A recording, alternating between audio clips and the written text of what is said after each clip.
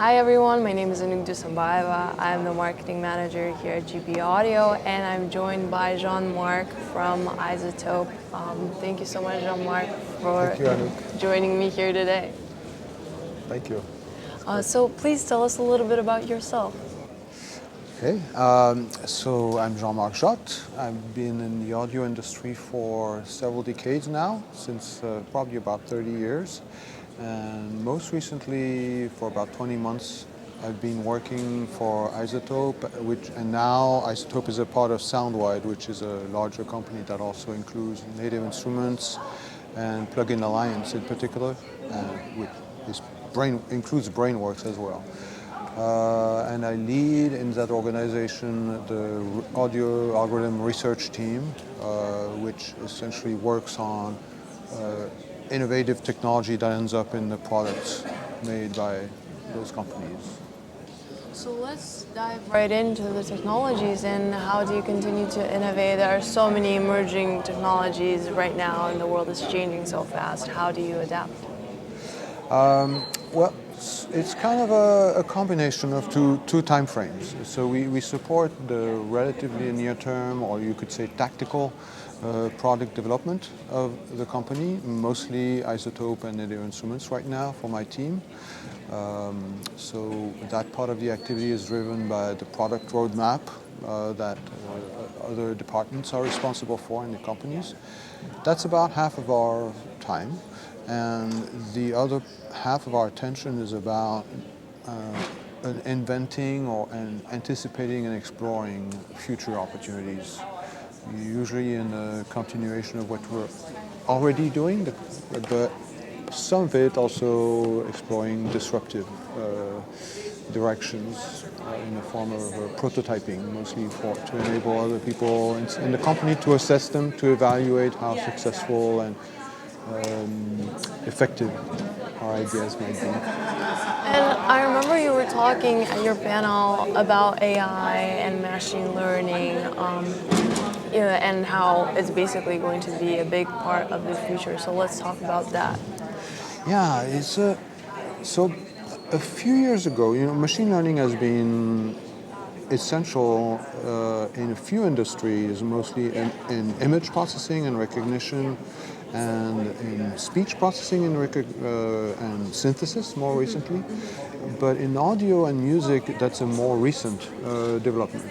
So it seems in our industry, it seems like it's still somewhat new and fresh. Yeah. But it's actually pretty established from a mathematical framework point of view. So the science is well understood, but training machine learning models on music and audio data for our industry is less common today. But it's already, well, first thing to say is that iZotope, it turns out, has been one of the first companies that decided to invest, to take the risk. Actually, at the time, it was new and mysterious to leverage machine learning for the kind of products that the company made. But it was very successful. So for instance, some of the most innovative features of RX, which is one of the flagship products of iZotope, leverage machine learning, and it's part of what has made it such a special product, a very powerful tool in our industry. So at this point, even for us, it's not completely new. It's been maybe 3 or maybe up to now, I'd say 3 years. So even before I joined the company, it was already investing in machine learning. And Native Instruments also has developed this technology called intelligent circuit modeling, which also leverages machine learning. And I think this is about 1 or 2 years old. So at this point, this company turns out to have very strong capability in machine learning. And what ways does it leverage machine learning specifically? So at iZotope, the primary application has been for what you could call blind source separation. So take, for instance, a recording that had undesired interference from noises that could be background noise, or it could be somebody shouting in the background.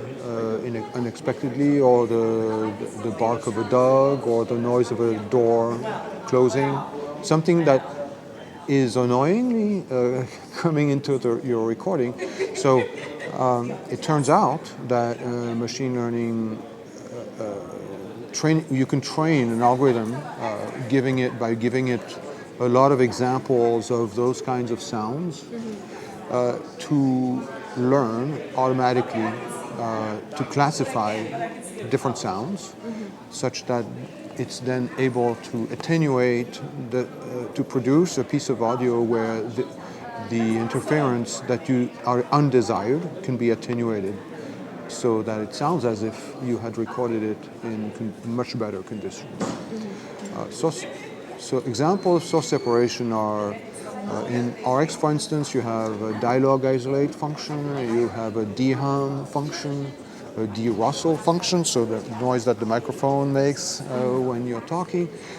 These are just examples of features that leverage machine learning to separate out what's desired from what's undesired in a recording, and repair a recording that way.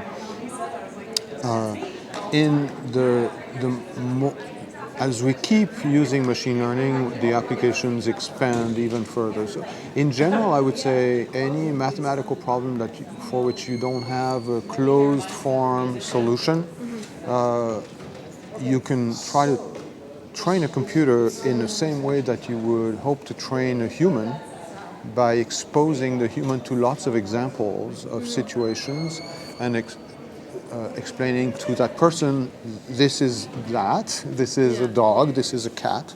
And you would expect even a child, that would be how a child ends up knowing to categorize various types of animals.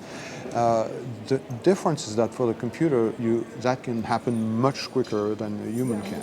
Yeah. So we can do it because we have this capacity that we call brain plasticity, where our brain develops patterns that it can use to interpret the world in a new situation. But you can train a computer much faster to learn similar skills. So when you're training a computer, there's obviously supervised and unsupervised learning. Towards which side are you leaning more in iZotope? Initially, the applications were more commonly supervised learning, where you would have to label the data to obtain the result you want, such as source separation. More and more members in my team use other methods, so unsupervised learning, kinds of networks where multiple neural networks fight each other to try to obtain a solution that's better than what one of them could obtain on its own. I'm actually not aware of all the ways that it's currently being used in my team, because it's a relatively new field even for me. But I would say supervised learning continues to be relevant. It's just that for some application, variants of the unsupervised kind lead to results that you cannot previously. Basically, if you cannot generate data that's tagged, labeled, very easily, you're going to start resorting to other methods than supervised learning. That's how I understand it. And given that, where is iZotope heading in terms of AI and machine learning and developments, all of the technologies? I mean, RX recently won the Tech Award. Congratulations. So let's talk a little bit about all of the tools and kind of where they're headed. So essentially, it's driven by where we see the need for the users of the technologies. So machine learning is not going to determine what we do. It's going to be the need that we see, which in some cases we won't be able to address the problem without using machine learning, because it basically is kind of an additional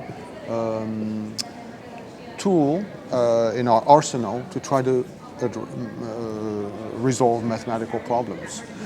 Sometimes we don't have to, and that makes it, sometimes it's simpler because actually generating the data to train a machine learning model is time consuming. And you can't really solve a problem with machine learning unless you're able to feed data to train the machine learning model. So in my view, the methodology typically goes, let's try to do it without machine learning, see how well we can do it. Because this way we don't have to go through the effort of managing heavy loads, data loads and creation and training. But there's a limit to what we can obtain. Like for instance, you could imagine that you want to adjust or level the loudness of recordings.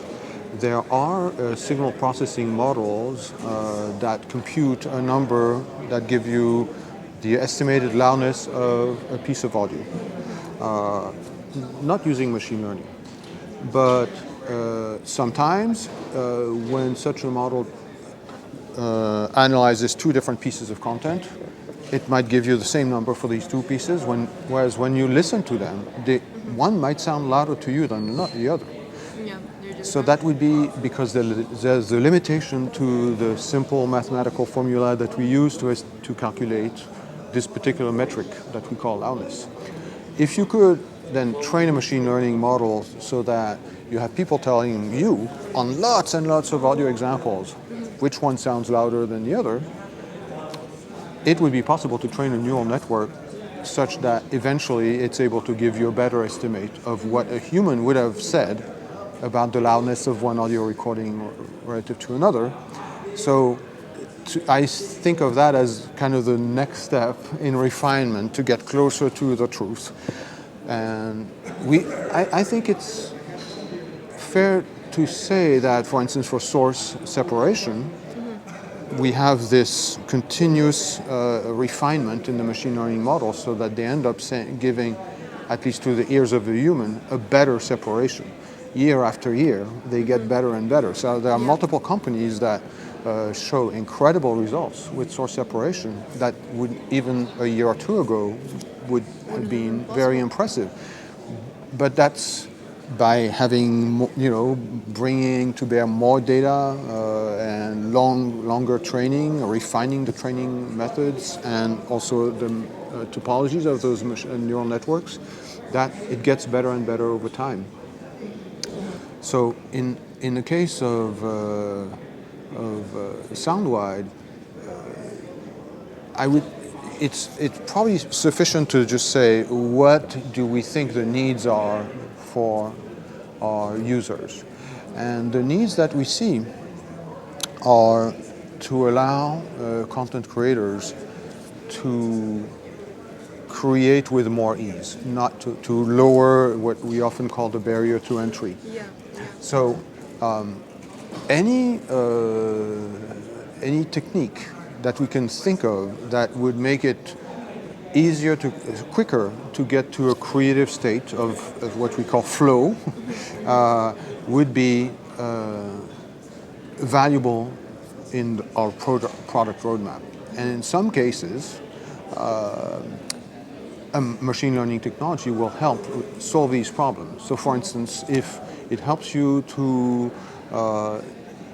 in your creative process, if you use references to recordings of other people, and that's how you find your inspiration, I want my song to sound like somebody else.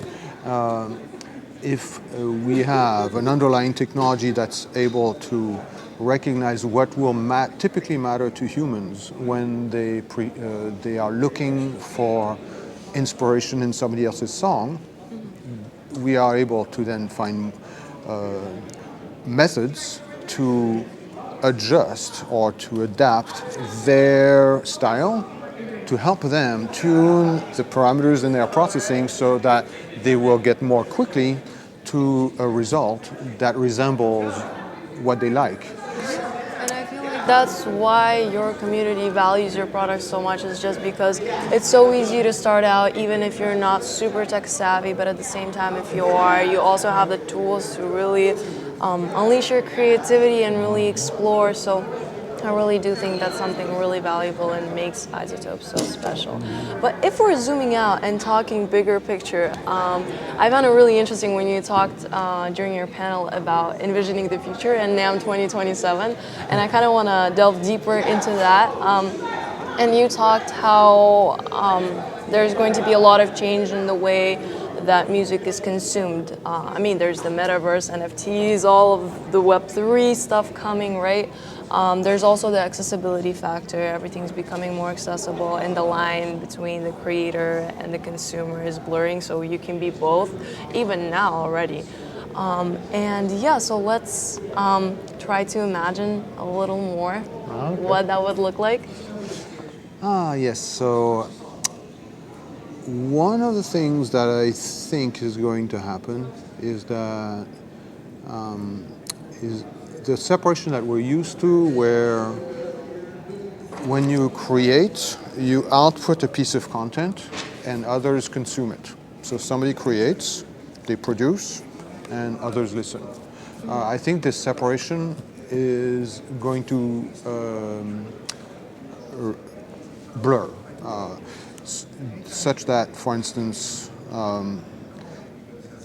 you can engage with the music that somebody else participates in, as if you were performing yourself. You can, in TikTok, and a good example would be duetting on TikTok. But I imagine more sophisticated ways of sharing a musical experience are going to develop in the future. Yeah, thank you so Thank much you for once this again, Jean-Marc. It was great having you here. Thank you so much for answering all of our questions. Thank you, Anouk. It's a pleasure.